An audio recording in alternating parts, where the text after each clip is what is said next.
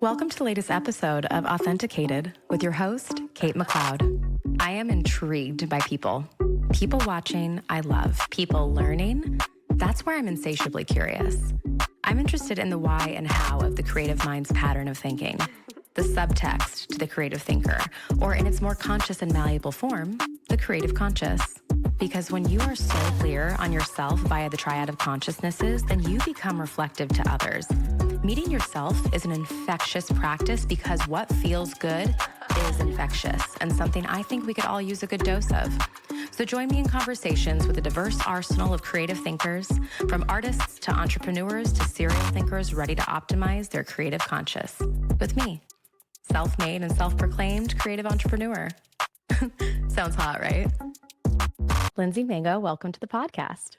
Thank you. I'm excited to be here. I'm so excited to have you. You blow my mind. You really do. You are, Thank you. I think coaching is something that the world needs, and clearly you do as well. And you've just been empowering women and people to sit in that light and to help other people in that way. Yeah. It almost crosses my mind every day. I don't know how people do life without coaching and without having these tools and that support. So, yeah, it's something I'm deeply passionate about. What's the first tool that you found that proved that to you? It's a really great question. What's interesting is I said the word tool and I'm like, there's so many tools, but I don't always look at them as here's this tool and here's how it works. It just feels almost like I have this elusive toolbox of things that I just utilize. And I don't know, they're not necessarily processes or anything specific, but I mean, there are some, of course, I've used the model and all of that and thought work. But honestly, I feel like the biggest thing was realizing I'm very much like a work ethic type of girl. That's how I've always done things throughout my whole life. And so I think when I started to realize that approach wasn't taking me where I wanted to go, when I realized that thoughts and how I was thinking about things were impacting my reality, that I couldn't just use sweat equity to get where I wanted to go. And I could see how making a subtle shift in what I was thinking created a different outcome. It felt like I had discovered gravity. It was I felt like I found the key to the universe. Even though I played sports growing up and mindset was a part of that, I don't think I ever fully understood how that worked. And I feel like when I understood that thoughts and beliefs were impacting our reality, it changed everything. I mean, it's the foundation to anything. It makes so much logical sense, which is also why I love your work as well, because a lot of it to me, I perceive as rooted in logic, where I'm like, oh, this makes sense. But with what you just said, my question to you today was one of them. I have many. One was going to be, what's your relationship like with your ego? But I think my question now after that last answer was, what is your sense of play with your ego? Oh, interesting. Obviously, we all have ego and all of that. It's just I don't think about it in that way that often, but how I would define it would be the beliefs and the things and the thoughts that I want to hold on to that are keeping me small. And I do see my ego as it likes to throw a fit. It likes to get in my way sometimes of where I want to go. So my play with it, I don't know. I think how I'm kind of describing it here is I kind of see it. I don't see it necessarily as this adversarial thing that I said that a little bit that I have to fight against. I see it more as this thing that was meant to serve me, that was created to take me, help me survive, take me where it thought it wanted me to go. And so I almost see it as this thing that I have to work alongside with or have awareness of. And anytime it shows up, I feel like the play piece of it is realize this is a good sign. Something good is happening. I don't make it this terrible, wrong thing. It's just this very human thing, and that I get to work alongside of, and I get to have awareness of, and I get to tell it when to take a back seat and get out of the way of what I want to create. Yeah. Well, that's a beautiful interpretation of intention, right? You see it, of course it's a part of you, but it sounds like there's a cool conversation that happens internally where it's hey, I understand the intention and thank you so much, but just not right now. Yes, Or have exactly. your moment and then let's go. Yes, exactly. I'm like, it's gonna be there, right? I always have the thought that it like wants to stay alive as much as possible, which is why it gets the loudest when you are in your expansion. But I always imagine it's like in the car, and I'm like, I have kids, and I'm like, get your ass back there. I'm like, you stay over here, and like I'm driving the car. That's like Uh-huh. the visual I have. Yeah, it's like you have a car seat and seat belts in the back. Get in there. Yeah, Safety yes, first. exactly. A lot of your content, you share so much about your family and your kids. And I'm wondering, like, with what you just said too, what is it like when you're instilling this thought work in yourself and you're perceiving these good intentions and you're building this beautiful thought structure for yourself, but also for clients? Like, there's a gorgeous malleability in that. But what is it like in real time when you're doing it as you right now? And then you're also instilling it in your children who are just these like gorgeous little growing beings. Oh my gosh, I think it is the most amazing thing ever because I think, I mean, most of us, I think, didn't have parents that necessarily had like this awareness and this ability. And so I think it is like the coolest fucking thing to, hopefully you don't care that I swear, um, to be able to do it with such intention and like teach them with such intention.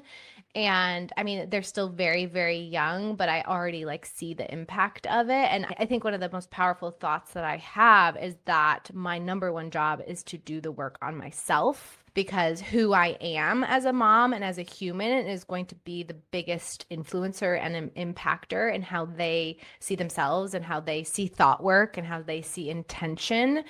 And to me, that's just such a useful perspective and such a powerful thing because it forces me to be a student of my work and also gives me a lot of power in how I show up. And it's so fun to see the effects of who I am and how I show up is impacting how they see the world, how they are intentional in their lives.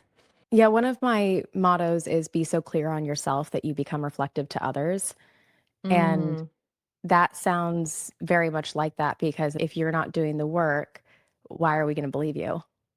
Yeah, like we You can't, I know? feel like so many of us came from so many generations of like, what is it? Like, don't do as I do, do as I say, or Mhm. something, which I feel like is a completely opposite, like it's actually just not true, right? Like I think as a kid even you see how that impacts you. And so I just think it's funny that we've kind of flipped that on its head and we're like, no, it's actually all about what we do and who we are. It's like even working out. My daughter's like I work out around them all the time and she's like, "Are we going to go work out?" It's like I was never I'm not that she is actually working out, but I Yeah. think about how that influences her over her life and how I do it from an intention of like loving myself and nourishing myself, not from a place of self hatred or anything like that, and how that is going to influence her. And I never had to tell her to do that. She's just already like catching on to that. And I think it's such a perfect example of how, when we are the change, how that influences the people in our lives and our kids. I interpret that as like hearing her say, like, it's not about going to work out with mom, it's about going to hang out with mom while we do the thing. Mm-hmm. And so Yes, it can that's true. make those tasks less daunting. And Yes. I think we are the generation that has tapped into more of the subconscious and realizing how loud it can be and how strong it can be. And I don't think that the previous generations really had as much of an attunement to that. But I mean, I can tell you sometimes like self sabotage, anything like that, where I'm like, whoa, I was like, wow, I really need to be so careful with what I say because I did that just with words. Yes. Oh, that's so powerful. That's so It's, true. hmm You had a post, and that was why I initially reached out to you. And you're talking about expanders and contractors. And I'm wondering what your system is for identifying what an expander is and what a contractor is. So good. Okay, so how I think about it is I think expanders are really, I mean, I don't remember exactly how I like framed it up, but I think it's like people, places, and things that put you into flow, that make you see possibilities where other things didn't exist. It's like in your nervous system, in your body, it feels like the feeling I have in my chest is it feels expansive, it feels limitless. And I think just being aware and attuned to your body and how you feel when you're around people like that and things like that matter. And when it comes to contractors, I think it's completely the opposite. It's like you feel small, you feel limited, you feel like the opposite of freedom, which I think is limited. You feel like you can't create the things that you want. It's people, places, and things that do that. I think one of the biggest things with my own work too has been being very aware how people, places, and things feel in my body, and trusting that knowingness, and trusting and like honoring that in every moment. What's the real time realization of that? Is it like is it coming from a place of neutral? Is it happening at the moment, or does it happen in reflection later? I would say for me, there's levels of it, right? Like I think that old me was very much before this work, like I wasn't aware of it at all. And I just settled for so many things that weren't expanders. And then I think over time, I've developed the ability to, like, I was thinking about the other day, like, I really don't have, I don't have a lot of friendships with anyone that's like not an entrepreneur or like reads personal growth books and like doesn't think that way. I think over time my standards have just risen. And so I think in certain areas of my life, like even with food and even with places, and like I have a very like acute awareness in the moment of like this, not that. And then I think in the areas of my life where there's still growth, that I might be settling for something that isn't, or being around people or an environment that isn't an expander for me, it often happens in retrospect. And sometimes it happens with me like kicking and screaming. Like I will notice it's there, I will ignore it, I will let it fester, and then I will like get to a point where I'm like, oh, okay, I can't take this anymore. And then I'm finally making new decisions that are in alignment. So I think it's kind of both. And I think kind of most of the time, the process to me, no matter where you are in your journey, usually does happen in like, I always think of it like, first it's retrospect. First you're like looking backwards and you're going, huh, that didn't feel right. That's not what I wanted. Then eventually you like get to the point where you have awareness in the moment. And maybe you've already like started spending time with this person, or you walked down this path. And then it's like you get a choice. Do I go back, or do I have this awareness and I use that to inform my decisions in the future? And it's just like kind of progression. And that doesn't have to take a long time, but I just think it's like all part of it. You just changed my mind about something, and I'm kind of loving it. Um, oh, there goes my pen. Um, so there's a thought I have around my career as an actor, because though creative consulting is something else I love and do, and entrepreneurship is something else I love and do, I also still love acting. And there's this thought I have around it where when I decided that I needed to expand my creative nature in order to have other realms that like satiate me and bring me that I have more control essentially in feeding myself happiness and fulfillment and inspiration. I had this thought of, okay, you know what? I'm going to make peace with not just doing this one thing. And I'm going to make peace with doing a multitude of things and being multidimensional, because I'm just going to let the rest of the world catch up to what I know is here. But with Yeah. what you just said, it's almost like I have to let my past versions catch up to where I am now, or the current version to catch up almost.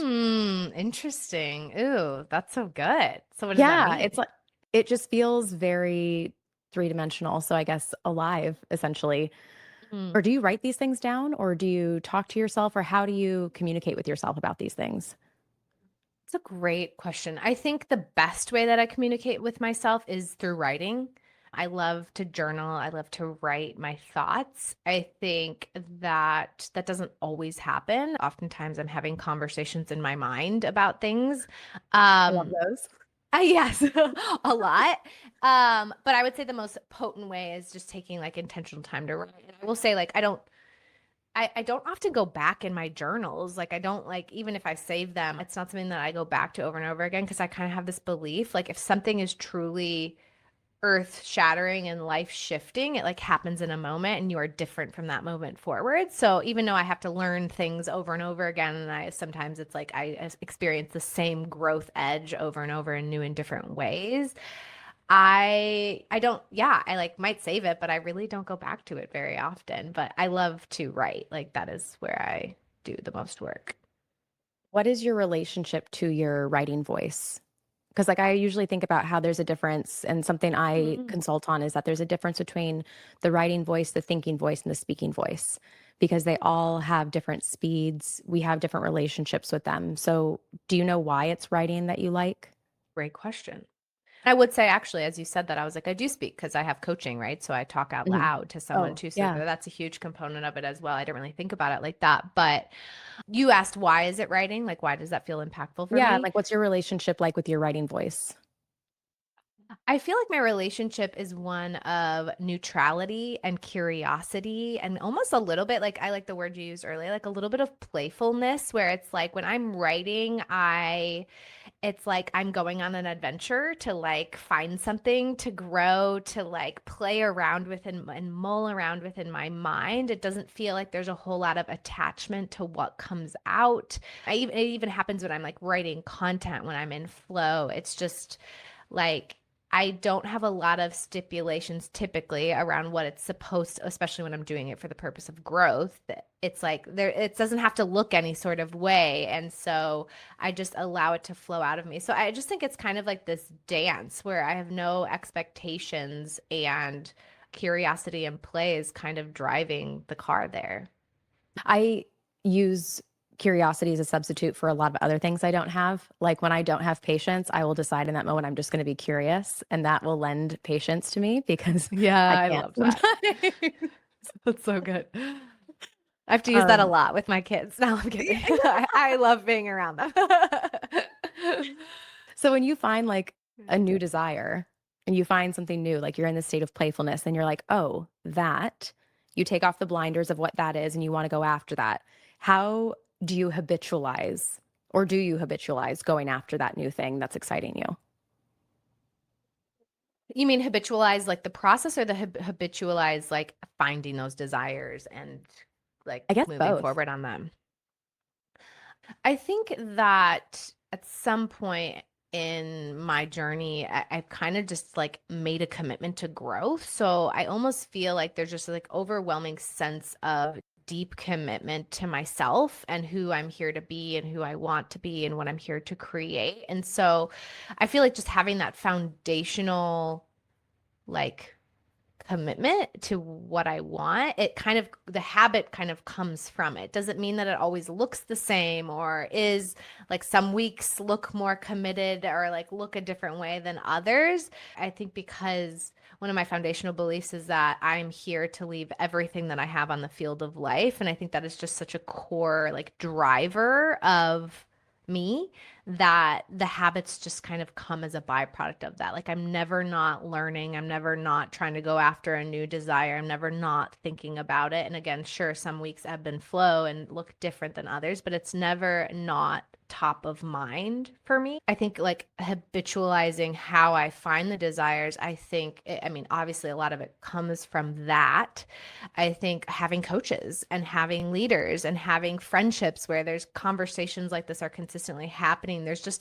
I've also created a world where I have a undercurrent, I guess you could say, of like that I can't forget about, like identifying new desires, identifying new wants, because the conversations that I've put around myself and the people that I've put in my corner, like won't allow me to not. And so it's just kind of a cool ecosystem of both things existing together. Yeah. I love that because I feel like if you don't make the conscious decision to do that for yourself, then life will for you. You know, just like think about like the Mm. seasons we go through life and like how different friend groups look now than they did like 10 years ago. Oh yeah. And it almost becomes this like, at least for me recently, it's become this like repelling thing where when something comes at me heavy and I'm like, one, I don't want to. Two, I literally physically can't. Like I can't because I want to I am a better human when I'm being creative and when I'm talking about creative thinking and when I'm just like literally doing this. Like this is Yes. when I'm at my best self is when I get to find something between me and another person who I'm like, no, no, no, no. You got your creative brain and I think it's fantastic. And I'm so curious what we can come up with together. Yes. Totally. Yeah. That. When you do that with like, I guess a practice of a sense of play with your kids, does that help too? Does what specifically help? Like that commitment to desires? Yeah, I just think being a mom is so cool, being a parent is so cool, and I'm so excited for that chapter in my life to be able to expand in that way. And I'm so curious about from you, like, what are the opportunities there where you're like, oh my gosh, I'm learning more. Like this person's Oh, teaching me. oh my gosh, it's the coolest thing ever. It's so interesting. I was never one of those people that I was never like a kid lover as growing up. I'm never the person who's walked in a room like I have to hold your babies. Like that's not who I am. I've always been driven outside of that, but I feel like motherhood has rocked my world in my heart in a way that I couldn't even see coming. Like you just can't predict it. And I think that I always say it's it puts your growth into fast forward mode because it's you and your desires and I think for some people I've always said this that I think motherhood can either be a huge expander if you're willing because I think when you have kids I always say even when you're pregnant or whatever your path is the veil is thin. I think if you're paying attention, the veil to your desires and all of these things is thin. But I also think motherhood can be something that contracts people and you can get lost in it and you can miss the growth and you can miss the desires and you can miss the play and all of that. But I think if you're a person who is always on that journey, it just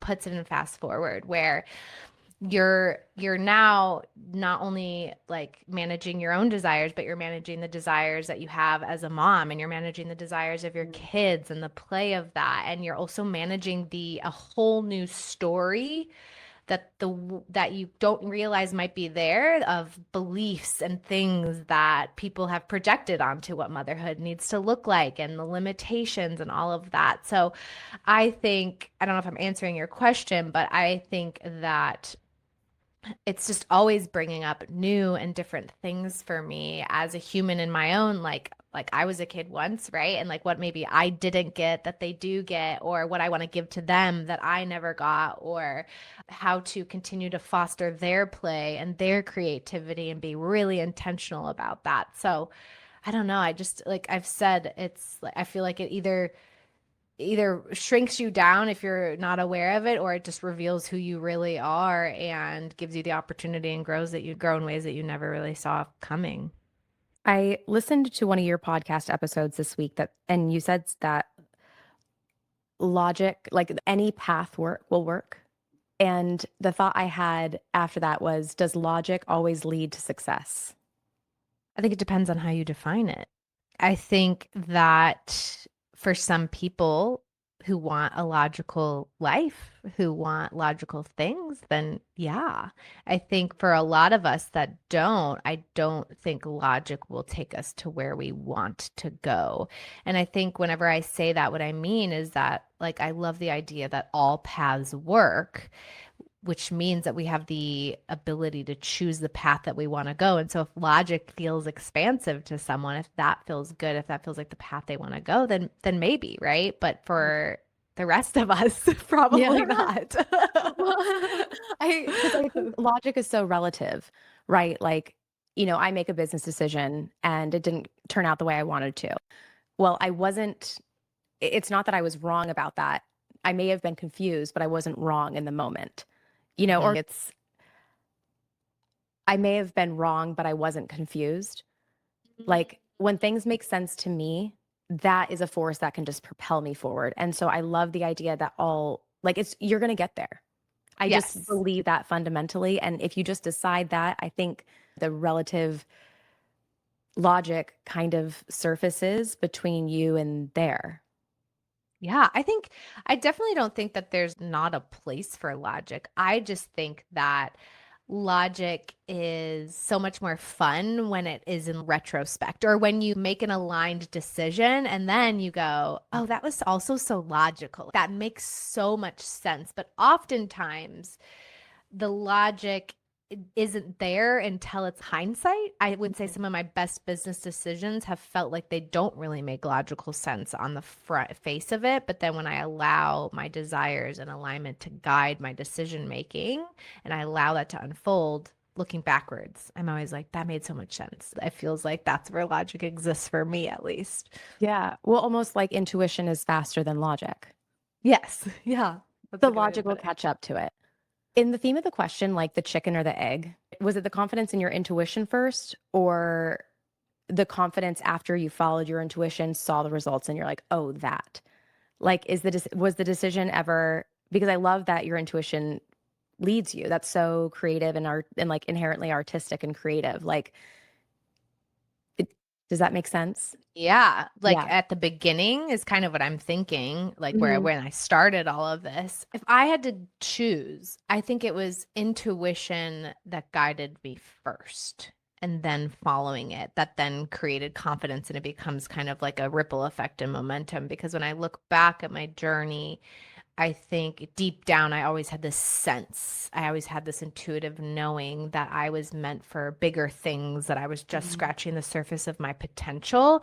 And I think that the risk became actually trusting that and actually believing that that was true. And of course, by at some point when I got to a place where I finally took that risk and trusted that, the confidence was built, but I don't think I could have started without having an inherent sense of like, maybe this is right. Maybe this is true. Maybe I do have to trust this feeling or this voice that won't shut up. Right. And then it kind of followed.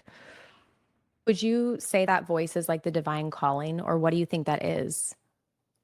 Hmm. I don't know. I think of it just like as an inner knowing. And to me, how I think is each of us were like, we were put like the universe, whatever, God, however you want to believe it, like it's just like we are put on this earth with a specific purpose and destiny. It's like built into the fabric of who we are, and that our inner voice is kind of born from that. And yeah, so I guess I've never really thought that much about it, but that's how I would describe it.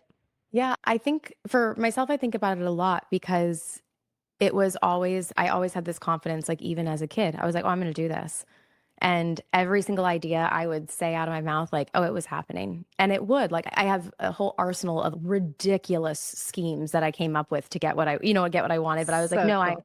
this is going to work. It felt like to me at the time that I was the only one who had it.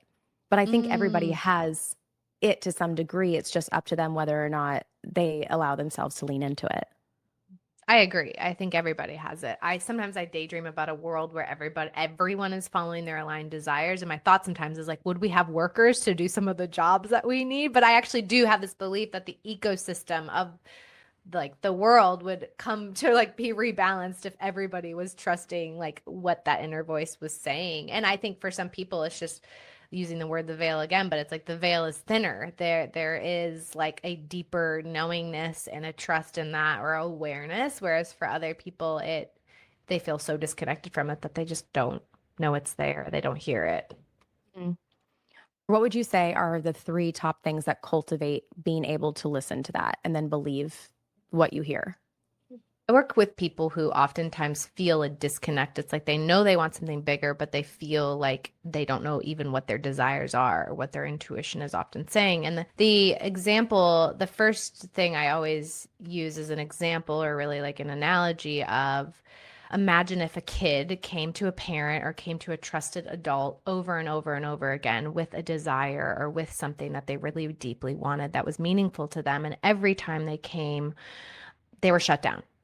I'm like, eventually, on a long enough timeline, the kid would stop coming. The kid would stop asking. And so to me, that's like the perfect analogy of our intuition, of our inner voice, that eventually we shut it up and it gets so quiet that it doesn't feel safe to even come to the surface. And so, like, the first thing to me is like we have to rebuild trust with that. And that looks like starting to pay attention to the subtlest of desires or like knowing feelings, even if that's something as simple as like you go to lunch and you have that little gut feeling like, I want the burger. But then your brain is like, but I think I should eat the salad or like oh you finish a call and or like a work thing and you feel that little tug that's like I want to go outside. You don't really have an explanation for it, but like you feel that, but then your brain's like but I have so many other things that I need to do. So I'm just going to do that. And so for me the first part of that is just starting re-fostering this like relationship with it where it starts to feel safe enough to even bring the subtlest and smallest things to the surface. And then over time, to me, what that does is you start to build this trust where it can it can bring bigger things, bigger visions, bigger desires to you. So I would say that's the first thing. I think the second thing is like kind of a piece of that, but it's like actually like acting on it. It's like actually not just listening to it, but then acting on the things that you feel that intuitive nudge to do. And like that, taking the risk of that and like actually moving forward. And again, I think starting small sometimes is very useful if you feel like you don't have a lot of trust in that. And then I think the third thing is evidence. It's like, you're essentially building a new neural pathway in your mind that this is a safe way to do things. There's like right now you're doing something completely differently, which is maybe just trusting only logic and not letting intuition or desire lead. And so it's like actually looking at what the ripple effect of that, following that intuition or that desire or that idea is, so that you can start to track it. Because oftentimes, even for my brain, and I do this work consistently, my brain still doesn't always want to make the connection between, oh, I chose to go on that walk instead of sit in my office and do work when I thought I should do that, and I had this brilliant idea, and then that idea led to this thing that I did, and then I did this thing, and then all of a sudden a client popped out of nowhere and asked to work with me. It's like, because sometimes trusting intuition isn't an equation. Like it is, but it Yeah. doesn't feel very like, I always joke with my clients. I'm like, we would love that it was just like pick up the phone and dial 20 people and then you get the result. Our brain loves that predictability and control. But when we're trusting intuition, it doesn't feel quite so linear. And so tracking that and creating evidence of that and showing yourself like, I did this thing. And even if it feels like it was like out of left field, still making that connection will help you start to build trust that living and existing this way is what works, is what helps you move forward, what you want to create in the world. Yeah. Oh my gosh. I'm like vibrating right now a little bit. So my methodology comes from the creative conscious. And the creative Mm-hmm. conscious is like how you leverage the subconscious and the conscious, and it's the conscious you rewrite to yourself. And it's that constant state of play. And this morning I did not want to go to the gym, but I went anyway because I was like, I also didn't want to get pinged whatever the cancellation fee was, but I was like, I'm going. And as soon as I leave, I was like, okay, well, I do feel good about that. Two people came up and were like, we listened to your podcast. Can, we do this? Can we like meet up and talk a little So bit? And I'm cool. like, yes, absolutely. And like only because that happened did that Mm, present itself. that's so I think good. I I love don't know that. why it makes me a little bit sad, but also great for the opportunity for people to learn it. But I feel like it's a hard thing for us to believe ourselves. And Yeah. I'm not sure why, because the opinion that we've spent the most time with is our own. And, Mm, yes and no are the words in the English language that we have the longest relationship with ever. And developing our opinions like came from that. Do you have any thoughts on why you think that might be? yeah, I think that's very sad. And in fact, I think it's work that I'm consistently doing is trusting my own knowingness. And that I think a couple things. I think oftentimes it comes from a almost like the thought I just had was like a group think. I think oftentimes like adults or parents or people in our lives have been taught that kids can't be trusted, like they can't be trusted in their opinions and of course, like I literally was talking about this today with my coach that like my son Henry, he's 13 months old. He can't be trusted. If I just let him roam around, he would Yeah. fall down the stairs, right? So there's a layer of that. But I think over time, as kids develop, a lot of times the parents in our lives or the people in our lives have been taught that they need to be controlled. They can't be trusted, and we have to control how they make decisions and do things. And so I think that inherent lack of trust, which is probably just a reflection of their own lack of trust in themselves, right? That they have to Mm. control themselves and they have to control the kids or the people around them.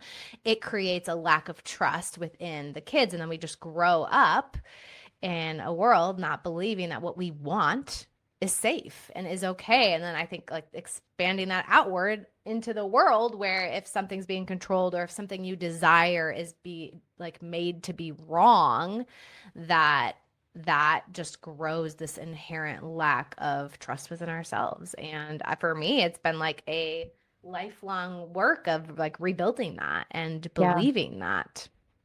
Almost like retroactively reprogramming the logic, right? Oh, for sure. Yeah, absolutely.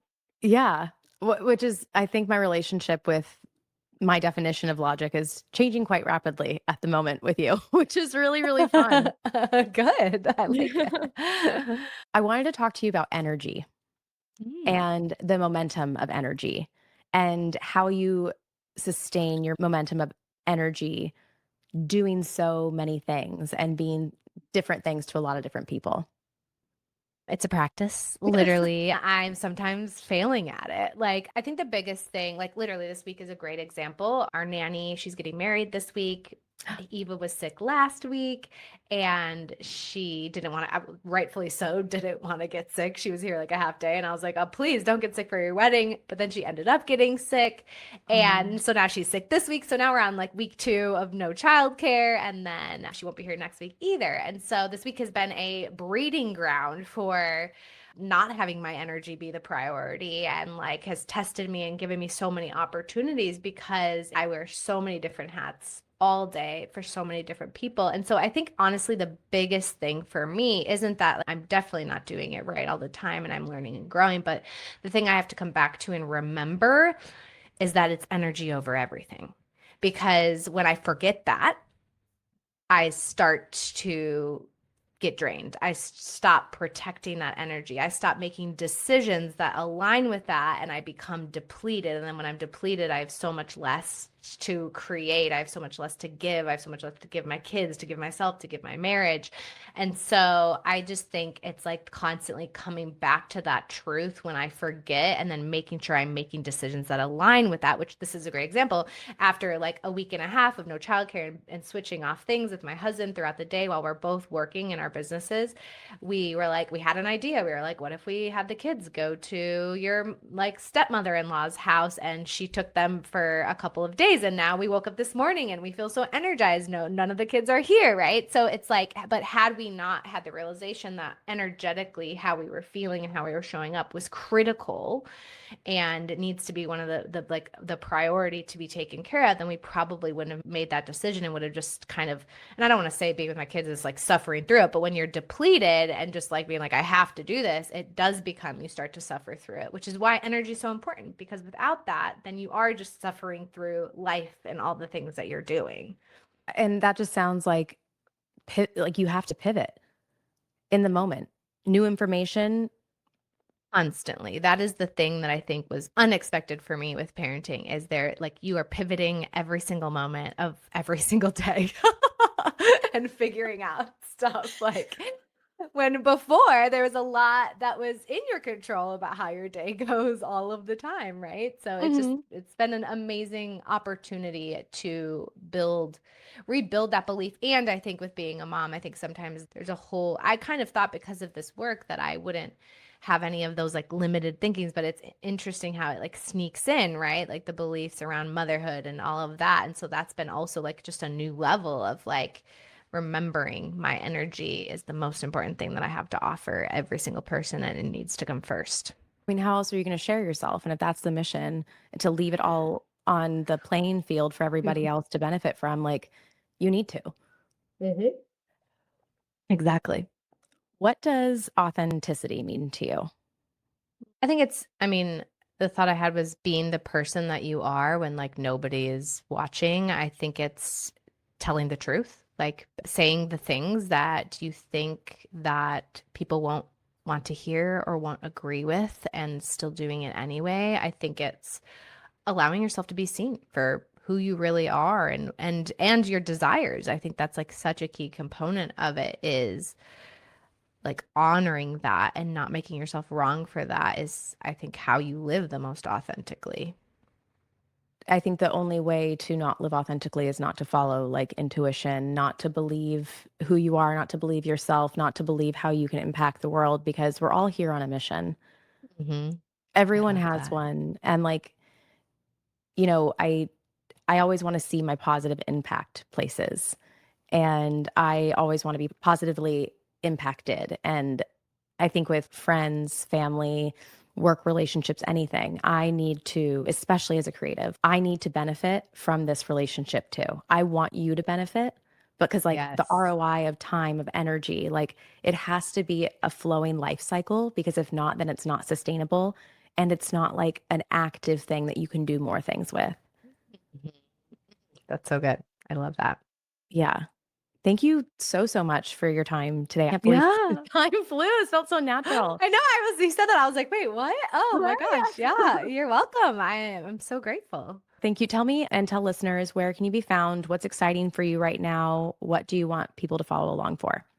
Yeah. You can follow me on Instagram at Lindsey Mango _ honestly, I'm in such a season of honoring my intuition, so it feels like it's always changing and I'm always creating something new. So, honestly, I feel like go there and follow along. There's always new and different things. One thing I'm loving right now is I'm doing like audio drop challenges and things like that where I share my thoughts. Right now I'm doing Making Money Being You, and that has been really fun. It feels so fun to be in a season where I let every idea be created and not try to fit it in a box. I love that you're doing audio too. When you love, like, play is in writing, but play is also in audio. Yeah, yeah, it's been Yeah. really fun.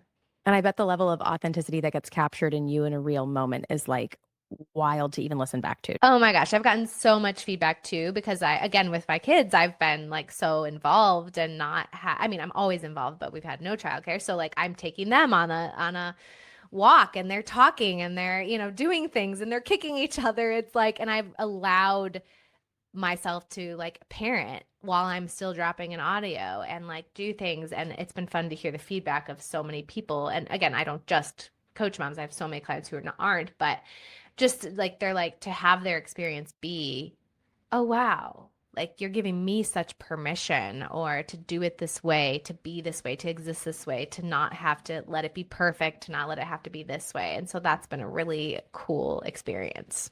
Yeah, in real time too. I think perfection is just the thing you can chase forever, and I guarantee you'll never catch it.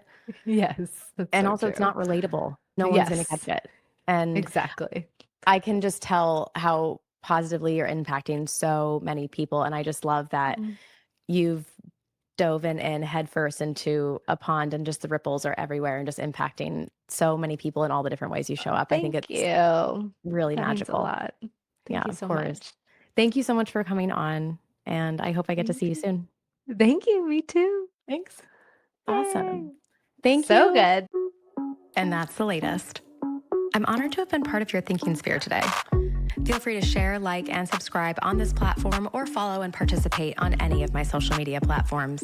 If this practice intrigues you as much as it does me, then join us in the Me3 community, where we will work directly and you will curate a mindful method of thinking to define your own creative conscious. Thanks for listening to the latest episode of Authenticated. I love that you're here.